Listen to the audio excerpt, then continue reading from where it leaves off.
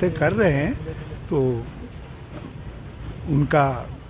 उनको ही इसका नुकसान उठाना। जिन्होंने पथराव किया था उनके घरों को तोड़ा जा रहा है सरकारों की तरफ। क्या वो राम भक्त हो सकते हैं? मैं इस पर, क्योंकि मुझे पूरी प्रकरण की जानकारी नहीं है, लेकिन मुझे सारी चीज़ें एक षड्यंत्र पूर्वक की गई चीज़ें लगती हैं, क्योंकि रामनवमी एक महान दिन है और इस त्यौहार को सभी लोग मनाते हैं, बहुत सभी लोग मनाते हैं और राम के प्रति सभी के मन में श्रद्धा है। मर्यादा पुरुषोत्तम राम कहते हैं, हमारा संविधान ही अपने में मर्यादा का प्रतीक है।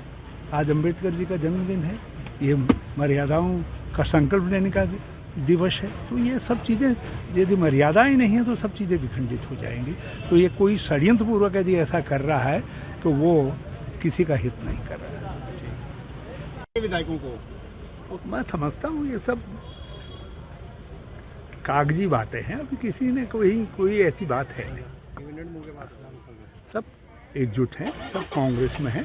जब एक अप्रत्याशित हार हुई है तो लोग ये उम्मीद कर रहे थे कि हम जीतेंगे, लोग जीते नहीं, पार्टी सत्ता में नहीं आ पाई, तो थोड़ा सा उसका भावनात्मक असर दिखाई देता है। तो उसको बहुत गंभीरता से कुछ समझने की और चिंतित होने की आवश्यकता नहीं। सर, बीजेपी के जब बड़े नेता आपसे मिलते हैं या फिर आपके बड़े नेता जब बीजेपी के मुख्यमंत्री से जब मिलते हैं तो अटकलें फिर मीडिया पे थोपना कहाँ तक ठीक है? नहीं, मिलना सामान्य तो हो, राज्य के अंदर आपसी शिष्टाचार तो होना चाहिए ना।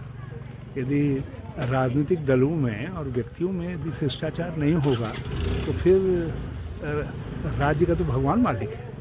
तो इसलिए मैं समझता हूँ मिलने में बहुत अटकलें नहीं लगनी।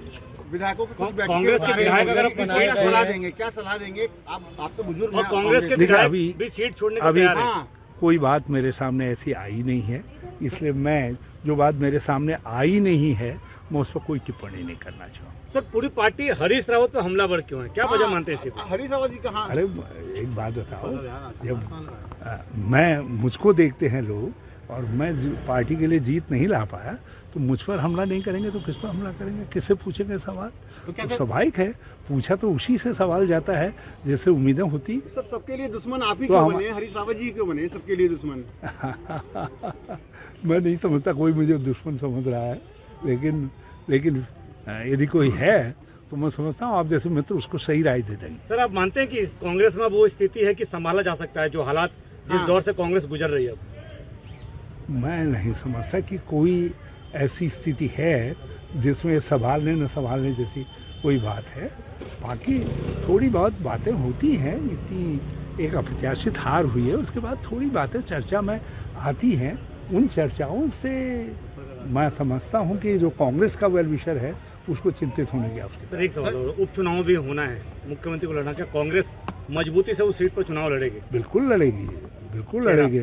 और हम समझते हैं कि जो चीज़ हम पहले नहीं कर पाए वो शायद आप करके दिखाएं। तो एक अवसर समझेंगे मुख्यमंत्री के खिलाफ पार्टी का उम्मीदवार खड़ा करके उसको जिताना।